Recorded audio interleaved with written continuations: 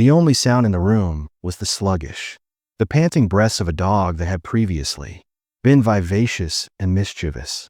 Emily Callahan, age 8, sat on the plush blanket, cross-legged behind Silver Glen, a private garden. Her arms were securely wrapped in Animal Clinic, in the vicinity of Max the German Shepherd, who had been her closest companion ever since she could recall that Jake, her father, knelt, one hand on his daughter's side next to them, shaky shoulder, lightly the other, caressing Max's thinning fur. Firefighting equipment continued to have a little odor of the morning shift smoke, but he wasn't a rescuer today. Instead, he was a father clinging to something, nothing more. Flood and flame were unable to preserve the. Softly, the sun passed through the maple, casting changing patterns on branches above. A light wind moved the earth, the leaves as though the natural world took a moment to observe the moment. Max stirred his painfully dimmed eyes and blinked slowly under anesthesia, then against everything. Emily gasped as he raised his head. Max moved his front with apparent effort.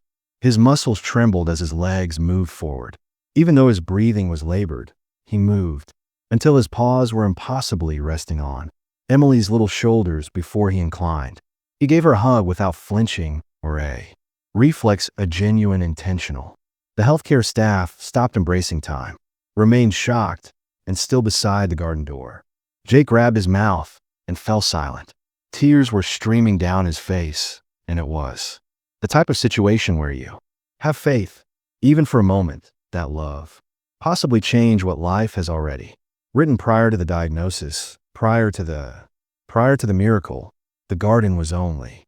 Emily Callahan had a girl and her dog, was a young child when Max entered. Her entire existence is a clumsy mass of enormous paws and inquisitive ears that are more fluffy than cooperation. He showed up shortly after her mother's present for her first birthday, who had consistently stated, "Every child merits a friend who is impartial and always pays attention." And Max was precisely. Said his purpose was to treat skin knees, candles for birthdays and stories for bedtime. Spoke softly into his fur, but when everything changed for her mother when she was 5. Lena died following an unexpected illness. The Callahan family experienced grief like a silent tidal wave that is eating Jake. The firefighter, accustomed to turmoil, was unaware how to handle that type of silence. Destruction. He plunged into his job, into the structure, but Emily wandered the most, kept her from drifting too far on times when, without a mother's presence, the house felt colder. Max would climb into her bed and laugh, curling like a cozy shadow next to her. When he started having nightmares, he put his head on her chest gently until her breathing matched his, but she kept his secret. She didn't need as much as she did. Naturally, Jake noticed, but he frequently. His own sorrow was locked up in there. Something about seeing his daughter clung to Max, who held it for him. He was aware that Max had grown more. He was more than just a pet. He was the glue holding the fragments of their tiny family from utterly disintegrating over time. Max had gone camping with them. Lazy Saturdays, firehouse visits, and outings. He was familiar with every detail of Emily's, since she was familiar with the beat of his, waving his tail in joy or his ears tilted when something was incorrectly. They weren't merely friends. They were soulmates created in various ways. It started like any other spring morning, other than the gentle melody of birdsong. Sunlight filtered through the window, crawled across the room's hardwood floor. Emily skipped into the Callahan residence, expecting in her unicorn jammies in the kitchen to witness Max standing by his food bowl, ears waiting, paws tapping in, pert tail wagging. Enthusiasm, as he always did when Max wasn't there, but breakfast was almost here. The water hadn't touched his dish, been agitated since the previous evening. Emily looked into the living room, bewildered. He was lying there, curled up on his head lying between his favorite rug. "Max," she said, his front legs not moving, muttered, taking a step forward and opening one eye slowly without raising his head. Half-heartedly, his ears twitched, and the tail flicked faintly, like a recollection of a wag. She squatted next to him and touched his fur on his back. It was warm, yet he was breathing quickly. "Daddy," she shouted. "You're too slow." Jake hurried, in his hand clattering to the mug. Counter one glance at Max's serene. The firefighter's attitude broke, and he knelt down. Max and Emily are resting a hand next to. He didn't even get up, the dog's chest said. "When I called him," Emily said, her eyes whispering. Jake's eyes met hers, wide with horror. Concerned, he said, "Okay, kiddo," removing her hair off her face gently. "We are currently taking him to see Dr. Grant." The morning's happiness disappeared in him. Emily immediately grabbed Max's paw, whispering throughout the entire automobile ride, "Please be okay." The waiting repeated over and over. Silver Glen Animal Clinic's room had. Emily sat on the edge, feeling colder than ever. The swinging of her legs on a vinyl chair. Jake strode nervously around, run a hand through his short, graying hair. Was behind Dr. Grant as he underwent tests. Neither of them provided much information. Was loud enough that there was no reason to be afraid. When Dr. Alyssa Grant eventually, her expression conveyed the story when she returned it. Jake Emily, before she said a word, she started to gently kneel to their maximum level.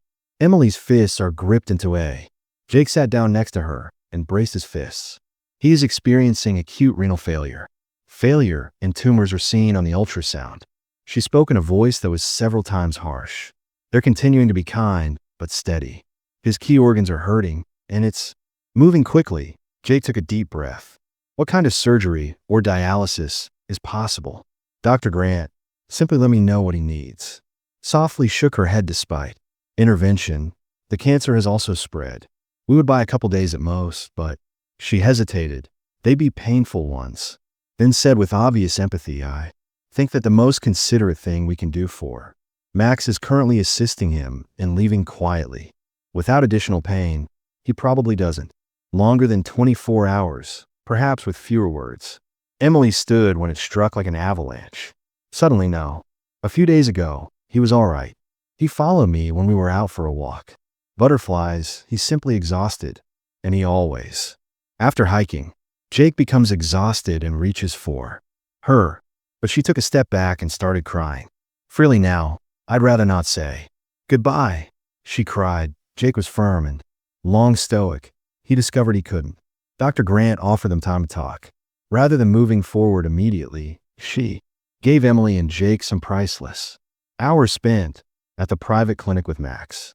Garden, a tiny enclosed area nestled behind a structure designated for Jake. Farewells are too sacred to be hurried. Max was carefully taken out onto the courtyard. His formerly strong body is now weak in his. Emily's arms trailed closely behind, gripping Max's preferred blue blanket, along with he used to pull on a plush bunny when he was younger. They placed him under the late afternoon near the maple tree, light that was filtered by the leaves. The air conveyed the gentle breeze, aroma of lilacs from a shrub Max's nearby. Emily's eyes opened and she knelt down, tucking the blanket under him, next to him. Their cautious hands and took his head, alternately narrating tales of muddy paws, surprise licks on spotless floors while the moment Max howled along with his schoolwork, to Emily's off-key recording performance like ass. His goal was to protect her from herself. It seemed for a time that they were just a family once more, with no timers.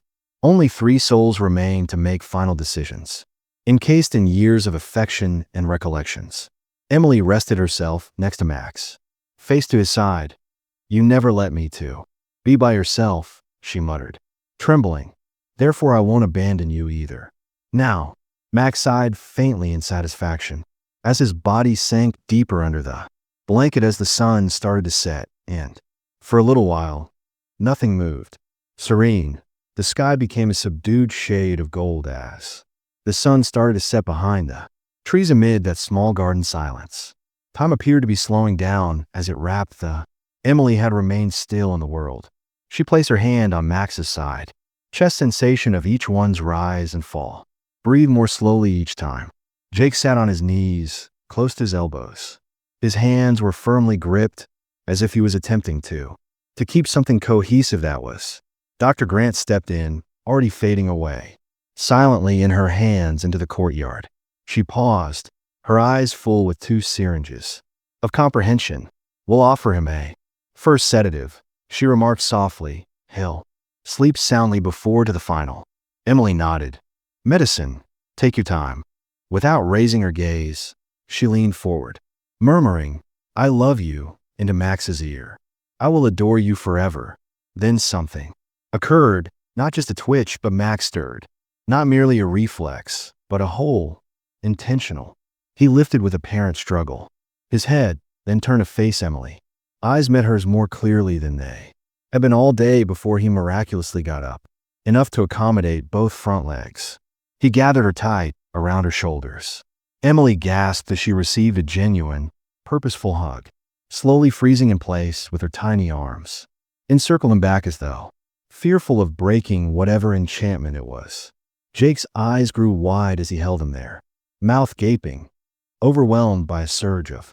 Dr. Grant stood in amazement and dismay. Tears were silently streaming down her face. Eyes I've never saw something comparable to this, she said to her helper, who had similarly arrived at the entryway. Max was stunned and remained that way for 30 seconds. His head was gently resting on. They were gripping Emily's shoulder, each other in total silence. And it was love, not suffering, not fear, not so deliberate and clean that it hushed everything else. And when Max eventually gently returned to the blanket, had moved something that nobody could elucidate, but none would ever. Emily, forget that the garden remained silent, used her sleeve to wipe away her tears. Hoodie continues to gaze at Max as if she couldn't accept that he existed, yet it was more than a brief minute they were going to observe a transformation that no one could. Jake knelt next to her with one hand, as expected, around Max's fur, uncertain if he ought to console the dog or his daughter, who, according to reason, shouldn't have been. Dr. Grant was able to move by taking slow steps. Send the seditious syringe that is still in her hand, that wasn't supposed to be. Perhaps, she whispered to herself more than anybody else, and Max didn't blink. He blinked slowly but not sleepily, like if he'd. Emily, who had just woken up from a nap, exclaimed. Little gasp, Dad. He's staring at me intently, slightly moved on the blanket, and his once shallow and irregular breathing started to establish a consistent cadence in his ears, shifted in response to a bird's call. He raised his head over them once more this time. Jake stood with much less effort. His voice was subdued. Is this typical, Doctor? Grant set down the syringe and she bent down and grabbed her stethoscope next to Max and heard her eyebrows. His heart rate is improving, he furrowed. Slowly, she said, still raised but more powerful. Steady. She rubbed her fingertips along. Max's eyes were then examined by his gums. Reflexes returned, awareness returned. Sitting back on her heels, she looked between Emily and Jake. I'm not sure how to clarify this. She acknowledged that he need to be sedated. He ought to be vanishing. However, Max wasn't vanishing. Instead, he was. Emily returned and lightly touched his paw. You're still fighting, aren't you? Max responded by just waving his tail. Once, but only once was sufficient. What was? It was meant to be Max's last night, but becoming something quite different. Dr. Grant postponed everything she had him under. Observation, additional testing, and ordering further scans. The outcomes, while still serious, presented an alternative image. 2 hours before the tumors appeared. Considered untreatable, seemed a little reduced renal function that is nonetheless compromised.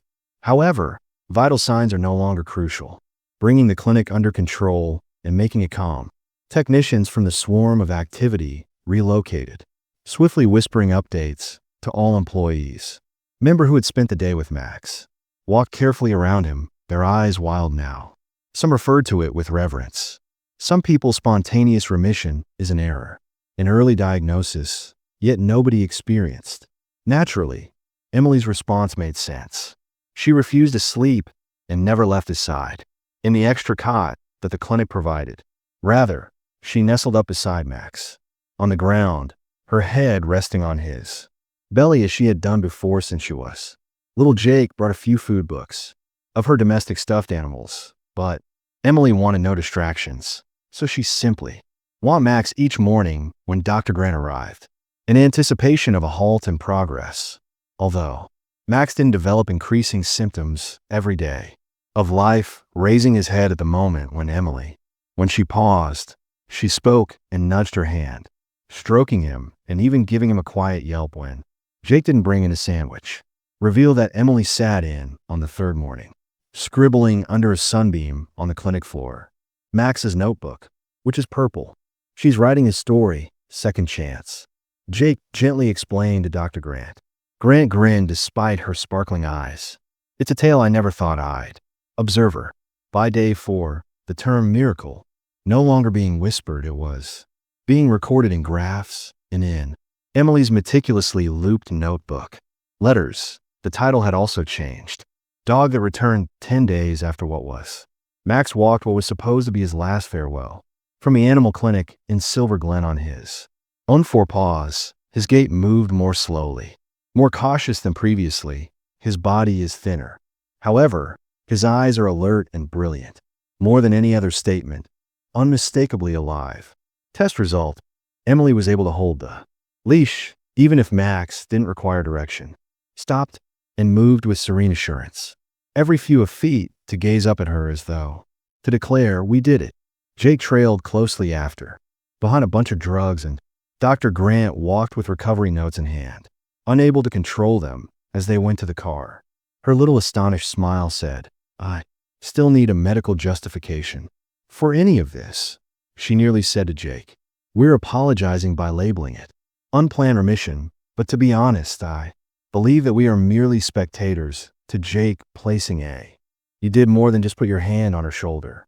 Dr. Grant Neal, you provided us time to gently run her down to Max's level. Whatever his fur is like, fingers through it. Took place in the garden that day. Something changed, but I'm not sure how or why, but I think love played a role in. When Emily got home, she laid Max's blue blanket at her bed's foot, and Max climbed up after patting the spot twice. Circled once before curling up next to her like he never had a ceremony or made news. Simply peaceful happiness and the wonder of. 6 months later, daily life goes on as usual. Silver Glen's surrounding hills had changed, amber and gold indicating the peaceful. When autumn arrived, Emily zipped up her jacket and made the little backpack fit. Draped across her shoulders next to her, Max continued to trot along the well-known path. His legs are a little slower and more rigid when chilly mornings, but his coat was vibrant. With its brilliance, his tail moved as there were only a few faded scars before, stayed concealed by the fur. Warnings about intravenous lines and a trip that almost finished before Jake should have. Walked a short distance behind the camera, holding his kid while observing her. Dog as they strolled alongside each other. Decided to follow the same route on Eagle Rock Trail. Max had almost gone hiking with him once. The same trail they take every weekend. Believed he would never see them again. Arrive at the overlook shortly before dusk. The valley widened from this point, and calm, orange painted, and fading blue. Emily wrapped her arms while kneeling next to Max. You put me lightly around his neck. I gave you hope because she whispered bravery. Jake captured the action on film without. He interrupted and slowly lowered the lens. Overtaken by something he was unable to name, and they remained that way for some time, simply not needing to speak later as they headed back along the path. Max stopped and looked in the direction of.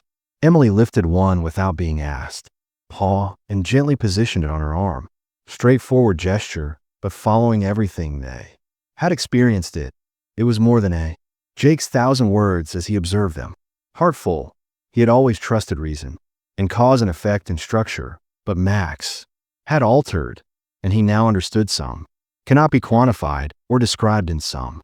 Bonds have the strength to alter what was already written, or just possibly. Miracles can indeed be made possible by love.